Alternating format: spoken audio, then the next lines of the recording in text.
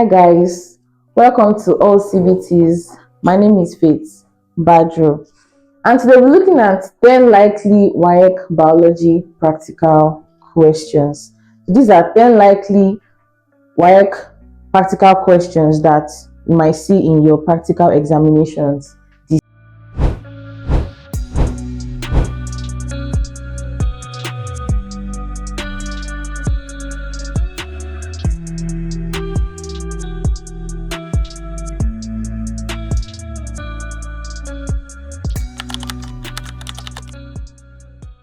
The first question, this is talking about plant cell, especially the onion epidermal cells.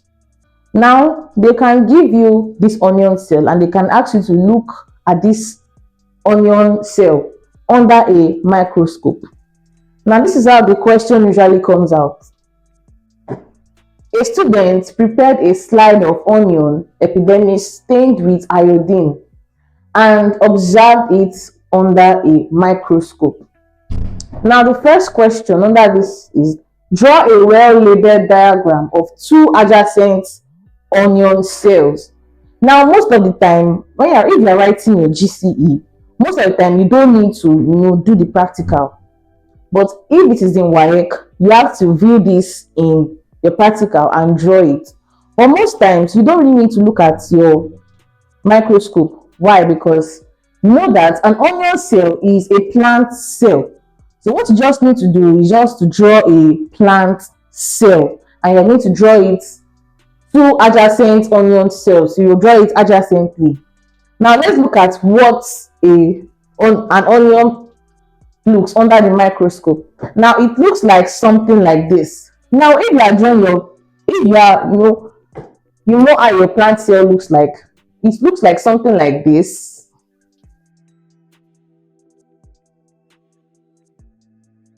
Then something like this. Then it will continue like that, and so on and so forth. Now if you compare that to what we have here, you can see that it tallies, is the same thing. So you don't really need to see it under a microscope. You can just draw a normal plant cell. This is what you are going to be seeing. Now the second question they ask is that name any three visible structures. They want to know that what are three visible things that we can see in this. Let's say this is what we're seeing in our microscope. What are three visible structures? After we have drawn it, what are three things that we can see? Now the first thing that we can see is that if you look at this part, this is the cell wall. Then after the cell wall, we can see the cell membrane. Now this is the cytoplasm. This liquid part is the cytoplasm. Now this part here is the nucleus. So let us label it. This is the cell wall. This is the cell membrane.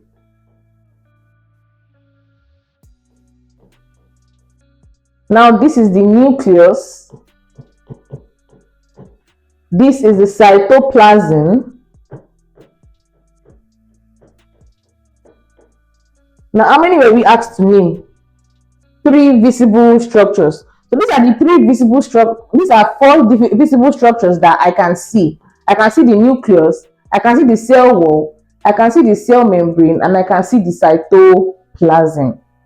Then the next question, we're asked to state the function of each of these structures. Now you don't really need to, you cannot see the function in what you are seeing in your microscope. This is why you need to know the theory, because for theory, you need to know the theory before you can do your practicals. That means you need to know your functions of the cell. You have to know the function of the organelles that are found in your cell, both animal cell and plant cell. Now, for what we have labeled here, we have labeled the nucleus. Now, this nucleus, the function of the nucleus is oversees the activities of the cell.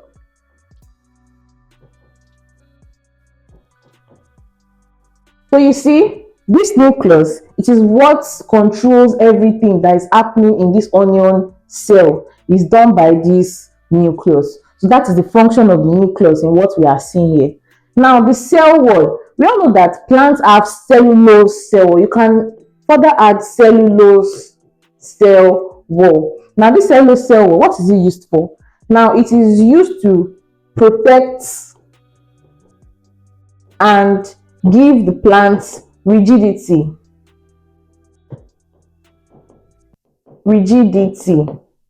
Now this is why your onion, when you bend your onion, it will snap. It's because of this cellulose cell wall that is there. It makes it rigid.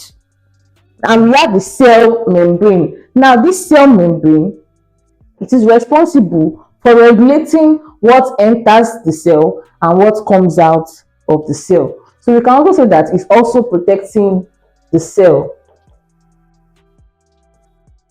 Now we have the cytoplasm. The cytoplasm is the liquid part. Look at this, all these sides, all these empty spaces. That is the liquid part of the cell. They are the ones that hold other organelles in place. So you can say it holds other organelles in place. And you can also say that it is a site for biochemical reactions in the cell. Site for biochemical reactions. So that is it. So we have seen cytoplasm, we have seen cell membrane, we have seen cellulose cell wall, we have seen nucleus, and we have seen their functions.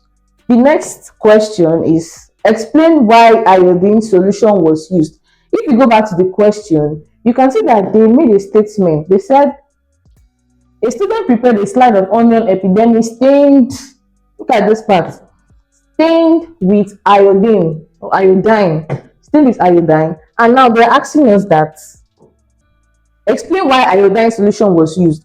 Now the use of this iodine solution was to make it more visible, because most times when you are viewing these things under the microscope, it is hard to see these things.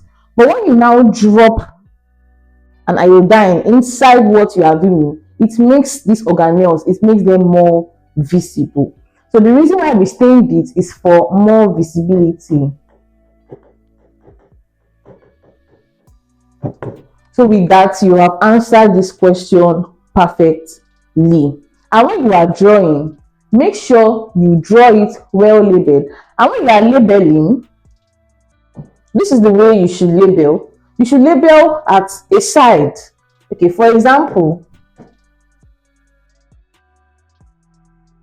let's look at what we have here. Now let us label it like we are actually writing our exams. If you want to label it, the first thing that you do is, now you have to use a pencil to label, and you have to draw straight lines. Now you can choose either the left side of your paper or the right side of the paper, and you draw your straight line. You can write here nucleus,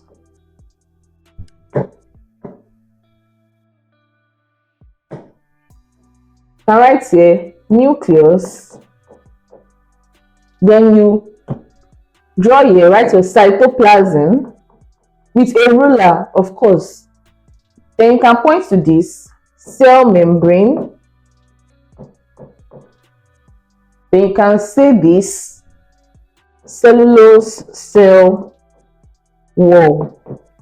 This is how you should label in your exams. Number 2 question, test for starch in a leaf. The first question, an experiment was carried out to test a leaf for starch. Now I want to test for starch in a leaf, in a typical leaf. Now A, outline the steps involved in testing a leaf for starch. B, state the expected observation if starch is present. C, explain why the leaf is boiled in alcohol. D, what conclusion can be drawn about photosynthesis?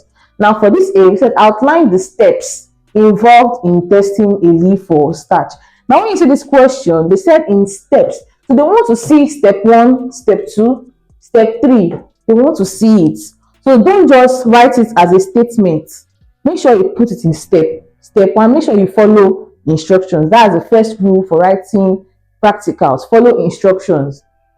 Now let us look at the process for testing for starch. Let's outline our own process. Now it has 4 main steps. Now the first step we are going to do is that we are going to boil the leaf. Now, why are we boiling the leaf? We are boiling the leaf to stop all chemical reaction. Because even if you cut a leaf, chemical reactions are still happening in that leaf. But when you boil it, we are stopping any chemical reaction. So that's the first thing you do. You boil the leaf. Now the second thing, when you boil the leaf, then you heat over water bath using an alcohol. Now what does that mean? It means that you can have something like this in a container. You can fill it with water. After filling it with water, you will now put another container inside, a smaller one, put alcohol inside and put your leaf there. That is what heating over water bath is. So we're going to heat it with alcohol. Now why are we doing that? This is to decolorize the leaf, to remove any form of chlorophyll in that leaf. Then it will now change to this color that we can see here. And after we have done that, we can now say that we can now drop our iodine. And if you drop your iodine, what you are going to notice is a blue-black color. Now this blue-black color, it is testing for starch. This blue-black color is telling us that there is starch inside this leaf. Now B, state the expected observation if starch is present. So if you have said it in your A, you can also say it again, that the blue-black color means that there is presence for starch. Now for C, explain why the leaf is boiled in alcohol. As I've said earlier, the reason why the leaf is boiled in alcohol is to decolorize it, is to remove any form of chlorophyll that is already in that leaf. Don't forget that this chlorophyll is what gives these leaves their characteristic green color. So that green color, we want to strip this leaf of its green color. That's why we are boiling it in alcohol.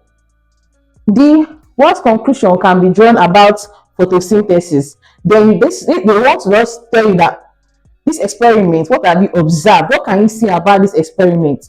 Now, what you can say about this experiment is that during photosynthesis, starch is produced. How? You know that photosynthesis will tell you that this is the process by which green plants, they manufacture their food. By what? By water and CO2 to give us glucose and oxygen. Now, after you write that, you can first define photosynthesis. Then you can also add that this glucose is used up, but when there is excess glucose, it can be stored as starch. So glucose is stored as starch in plants. Don't forget that in animals, it's stored as glycogen, but in plants, it can be stored as starch. That is our conclusion drawn about photosynthesis. Number 3, test for reducing sugars. Now, we want to test for reducing sugars using the Benedict test. Now, this Benedict test is a very, very famous test to test for reducing sugars. Now, the question is, a food sample was tested using Benedict's solution. A, describe the procedure for carrying out this test. B, state the color change for a positive result. C, what would be observed if no reducing sugar is present? D, why is heating necessary in this test? Now, let's answer the first question. Describe the procedure for carrying out this test. We want to see what are we going to do to perform this test. What are the procedures? What are the steps that are required for us to, conduct this test? Now, it has 3 main parts, as you can see from this our image here. The first thing that we do, they can give you different kinds of, samples. So you can label it sample A, sample B, sample C. Let's say you have 3 samples. After labeling these your samples, they'll give you your Benedict reagent. Now they can tell you that they want you to identify the one that is not a reducing sugar using the Benedict reagent. So the first thing that you do is that those are samples, these are Benedict reagent there, you put them in drops in your samples. After you do that, you boil it in water. You boil it using water bath, you boil it. After you boil it, at the end of the day, the one that still remains blue, because when you put your Benedict solution there, that solution will automatically turn blue. It will just be blue. But when you heat it and if it still remains blue, that means that it is a non-reducing sugar. But if the solution, the second one or the third one, turns to yellow, green, orange, whatever, even red, it means that there is a reducing sugar there. But if it still remains blue, that means there is a non-reducing sugar there. That is how we use the Benedict reagent to test for reducing sugars. Number 2 question. State the color change for a positive result. Now, for a positive result, there are different color changes. You can write color yellow, you can write color red, you can write color green, you can write color orange. Those 4 colors, you can write them. Number C. What would be observed if no reducing sugar is present? Now, if there is no reducing sugar present, as we have seen in the image, it will remain blue. That means that it is negative. There is no reducing sugar inside that particular sample. D. Why is heating necessary in this test? Now, the reason why we need to heat is because heat is a form of energy. Heat energy. So heat is what allows the initiation of this reaction within the sample and this Benedict reagent for them to react together. So we can say that heat is a form of energy used to initiate the reaction. Okay, so that's all for that number. So let's move to the next one. Number 4, the structure of the human heart. The structure of the human heart. Now, this particular one, they can give you the drawing. They might not necessarily tell you to draw it. They might just give you the drawing, tell you to label it, talk about it, and so on and so forth. Now, the question is, study the diagram of the human heart. So they could have given you the diagram already. For them to tell you to study the diagram, that means you have been given this diagram. A, label. Now, the thing knows what to label. Sometimes they might not give you what to label. They will just say, label this diagram. But in this particular question, we're told to label the left ventricle, the right atrium, the septum, and the aorta. So that's the first thing we are going to do. Now, let's say this is what we're given in our question, and we're meant to label. Now, this red place, this is our aorta. Now, just know that your heart is divided into 4. That is the right atrium, the left atrium, the left ventricle, the right ventricle. That is how the heart are divided. These are the 4 chambers that our hearts are divided into. So the up part is for the atrium, the down part is the ventricle. So that means the right atrium will be here. This part will be our left atrium. Then the down part means that is your ventricle. So that means this part will be the right ventricle.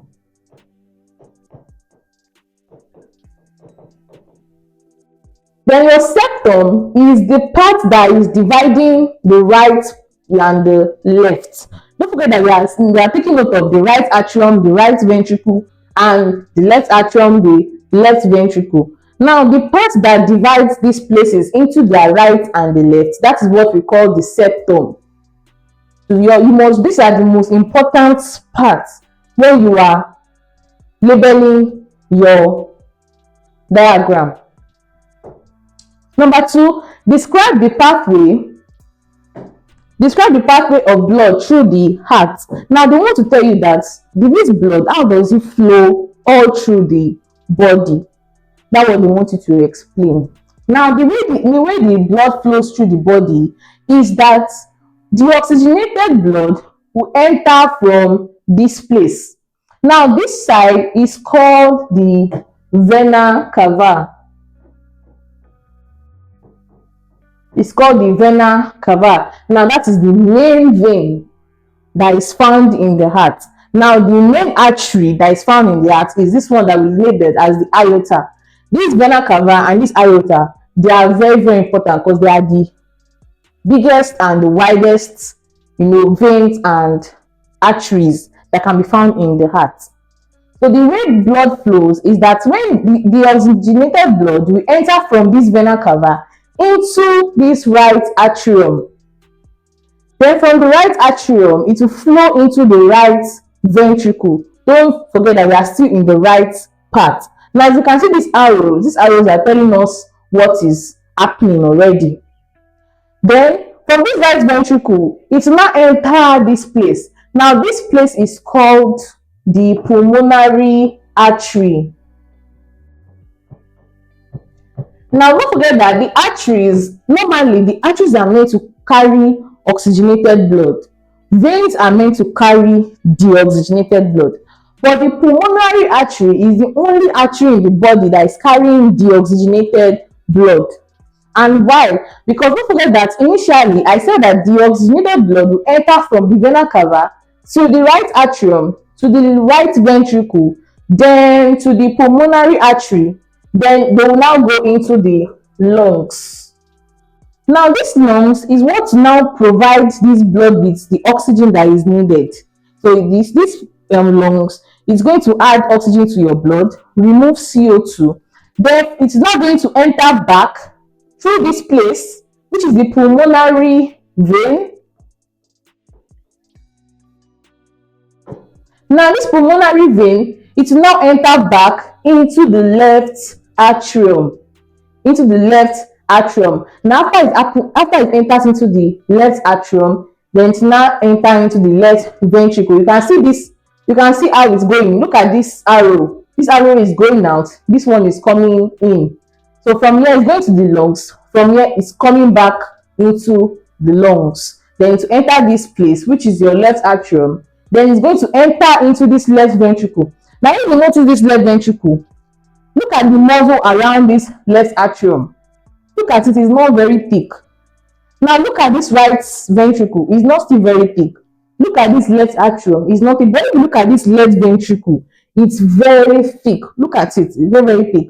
Why? Because it is from this place that, now that the blood has gone to the lungs, as it's coming back as oxygenated blood.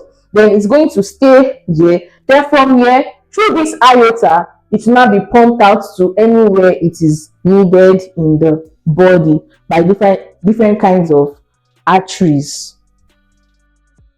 So that is the way that is the pathway of blood through the heart. Now explain why the left ventricles are thicker walls. As I said earlier, the reason why this left ventricle they have thicker walls, this is because they hold plenty blood. And they need pressure. Why do they need pressure? They need pressure to pump out this blood to different parts of the body, because the blood that is pumped throughout our body is pumped from the left ventricle. And don't forget that, now for those that watch movies, when you see that when they stab somebody, especially where there is an artery, you will notice that the way the blood moves, it will move stop. So it's just like the squirting. That is how it does. Now this is because of the pressure. That is where the pumping of blood comes in. The rhythm for pumping of blood, so it will pump. So it needs a lot of pressure. That is why the left ventricle is thicker than the other chambers of the heart. Number 5, transpiration experiments. Now the question is that a leafy plant was covered with a transparent plastic bag. A, state the observation after a few hours. B, explain the source of the droplet seen. C, define transpiration. And D, state 2 factors affecting transpiration. Now we're talking about a leafy plant. So this plant was covered with a transparent plastic bag, and they said that we should state the observation after a few hours. So that means they have expected us to have gotten our plants a day before that your exam day. You expect to get your plants then they'll ask you to cover it with a nylon bag. Then as time goes on, they want you to study what is happening. Now this is an image of what you notice after a few days. After a few days, this is our plastic bag. You will see droplets of water. So you are going to write it like that. That after a few days, it was observed that there were droplets of water on the plastic bag. That is your observation. And that's your answer to this number A. Then B, explain the source of the droplets seen. Now, these droplets, they come from something that is called transpiration. Now, what is transpiration? Now, this is the loss of water, the upward loss of water from the plants through the stomata on the leaves of this plant. That's what transpiration is. So this transpiration process is what allowed these water droplets. Now, this water vapor, when they come out from this, these plants, but normally they are meant to, evaporate into the environment. But because you have put a plastic bag, it has condensed back. It has changed back from gas. It has changed back from gas to liquid because it did not see where to escape to. So it has condensed. Now, because it has condensed, that is why we can now see it as droplets on the plastic bag. So that is the source of the droplets seen. And make sure you explain it just like that. C, define transpiration. As I've said, transpiration is the upward movement of water vapor from the stomata on the leaves. That is what transpiration is. Now, for these, state 2 factors affecting transpiration. Now, 2 main factors that affect transpiration, they are temperature and what we call humidity.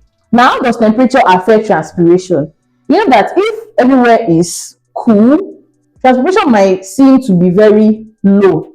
But if everywhere is hot, transpiration will be higher because this temperature, it will be just like how we sweat, just like how animals sweat. That is how that's the same mechanism for these plants. When it is hot and the water vapor escapes from their leaves. Now, for the second one, humidity. Humidity is the amount of water vapor in the air. Now, when there is already much water vapor in the air, it will not allow transpiration to happen effectively. But then, when there is lower water vapor in the air, there will be more transpiration. Humidity and temperature. Hi, I'm sure you enjoyed the video you just watched. To see more content as that, preparing you for your upcoming exam, make sure to smash the subscribe button and turn on notification. Also, remember that you can use the comment section to send us your questions or your inquiries, and we are happy to take them. I'll see you in the next video. Bye.